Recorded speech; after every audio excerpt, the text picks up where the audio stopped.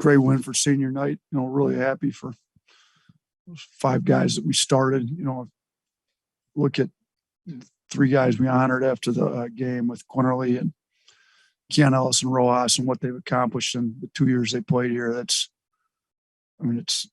arguably the best 2-year span we've had here in close to 30 years. If we can continue to win here, close out, get a 5 seed, I think the last time they've gotten back-to-back NCAA tournaments with a 5 seed or higher 30 years ago, and it'd be only the 3rd time in school history, I think. So they've taken this program to new heights from where it was when they got here. I couldn't be more happy for them, more thankful for their help getting it here. Rojas has battled some injuries, but I thought it just brings a toughness to the team that we're missing when he's not there. And Quinterly's dynamic in our offense. He's, between Kyron and Quinterly and JD, obviously we've had some really good point guards around the offense we want to run.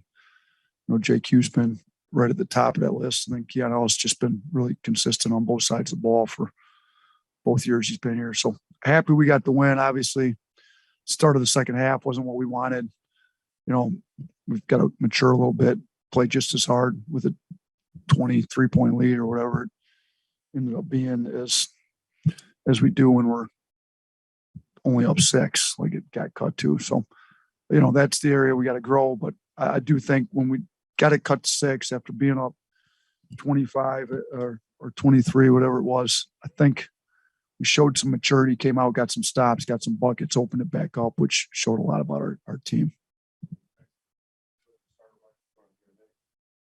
Those 2 games for JQ were just really, really confident, seemed like from beyond the arc. What are you seeing from him confidence-wise and just kind of the momentum he's built the last few games? Yeah, what was he 3 for 3 last game? Is that right? Yeah, so he's 7 for 8 the last 2 games. It's pretty good shooting. So, everybody's questioning whether he was a shooter or not after the way he struggled this year. He shot 50% from 3 in SEC games last year. It's like 1 of 4 players in the last decade that had done that when he did it last year. So it's pretty good basketball players come out of the SEC. So, to do it for an entire 18-game stretch is big. We know he's got it. He's been doing it in practice. I think he just needed to relax. He puts a lot of pressure on himself. He's a kid that's been highly rated for a long time. McDonald's All-American. There comes some pressure with what he's been through. And, I think he's getting back to where his mind's right. He's just settling in and playing hard and doing whatever he can to help us win. But it looks a lot better. His shot's dropping. But the coaching staff's been seeing this in practice. It isn't like shocking to us that he goes 7 of 8 in 2-game stretch. He's been shooting it well in practice. He's been shooting it great in workouts. I think he was just pressing a little bit too much. So, I was really happy for his parents too. They've been through a lot and just they've been down here for these last 2 home games. He's played great. So hopefully we keep him around hopefully they don't miss any more games. It was 12-5 in the first 4 minutes there when BJ and Tyler are in the game. Just what did you see out of those 2 guys and what do they bring maybe defensively too? Yeah, they talk. We've been on our guys that take some charges. We know if BJ's in a position, he's going to take a charge 100% of the time. Tyler got that deflection on the drive. They rebounded. They're kind of glue guys that are about the right stuff. They've been, and those 3 guys that we honored tonight been a big part of this turnaround, but those 2 guys have been a big part too. And we talk about it a lot. Those 2 guys, even though they don't play a lot of minutes, like what they bring to our scout team, the leadership they bring within the team, what their talk is.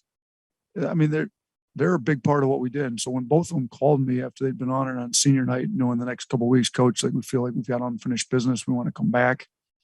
Come on. We're more than welcome to get them back for another year. They're great kids. Those are the kind of kids you want as walk-ons. They're going to be super successful in whatever they do in life just because of their character traits they've got. So I was happy to see us, BJ told me we were going to be up after the first 4 minutes. It would have been nice for you to hit a shot. Gone crazy, I think, but they were up. We played hard and got us a lead, so I was happy for them. Coach, I wanted to ask you about J.D. Davison's development. When you guys got him, I watched him for 3 years in high school, ever since he was a 10th grader. He wasn't a pure point guard. You guys have kind of had to help him learn that. I thought his vision tonight was really good. I thought he was kind of the key to getting you guys rolling again in the second half. Talk about his performance and his rebounding. Yeah, he's been rebounding the ball much better lately. He's been playing a lot harder. He has developed as a point guard since he's got here. I think he's always been able to pass pretty well, but just to set up, how to set up your pick and roll, how to run a team. He's a high IQ kid. Like he's not very talkative, so you may not get that out of him when you talk to him, but when you coach him and he's directing, sometimes he directs by pointing because he doesn't like to talk much, but we've been kind of getting on him. You got to open your mouth as a point guard. You got to talk a little more. He's been getting better with that too, but he's worked really hard on his shooting. I mean, he hit the three to win the state championship his junior year, but that wasn't really his forte. He spent a lot of time in the gym shooting. He spent a lot of time in the gym shooting since he's got here. That kind of opens his game up because then if they have to honor his shot, he can get downhill to the rim. So I've been pleased with his play. I mean, we really haven't had all four of those guards, JQ, JD, Keon, and Shaq play great in one game. This may have been the first time. I think all four of them were pretty good this game. I mean, you look, Shackelford ends up leading us in scoring with 21, and JQ's got 20, and Keon goes 4-9 from three, has 17, and JD goes 10, 6, and 3, and really plays well. They all played well. So if we get all four of them playing this well, and then guarding on, playing this well on both ends of the floor for a full 40, we'd be a pretty dangerous team to deal with. Coach, I was really impressed with your defensive effort. Jermaine Couisnard, in that 4-game winning streak for South Carolina, he has really played well. He was 5 of 17 with 7 turnovers. That really is a credit to your defense. What? Shoot.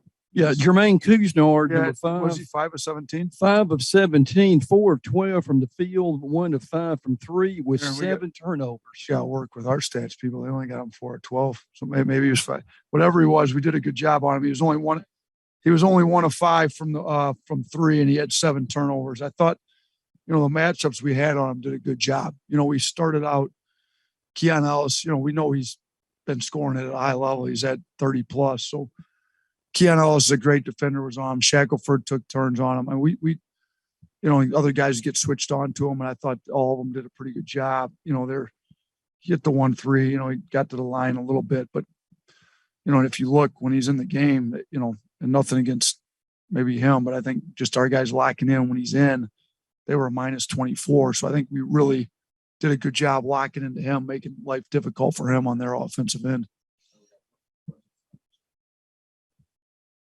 Coach, when you spoke yesterday, you talked about how physical defense and loose ball scrappiness is a hallmark for Frank Martin teams. How did you think you matched up in that respect? And did you kind of shoot your way out of having to play that kind of game? Yeah, I mean, it helps when you make threes at the clip we were making them to start the game. But we still had 11 turnovers in the first half, which is way too many. And I thought, they got up into us. They were physical. We didn't handle it great all the time. We handled it well enough. They ended up with 19 turnovers themselves.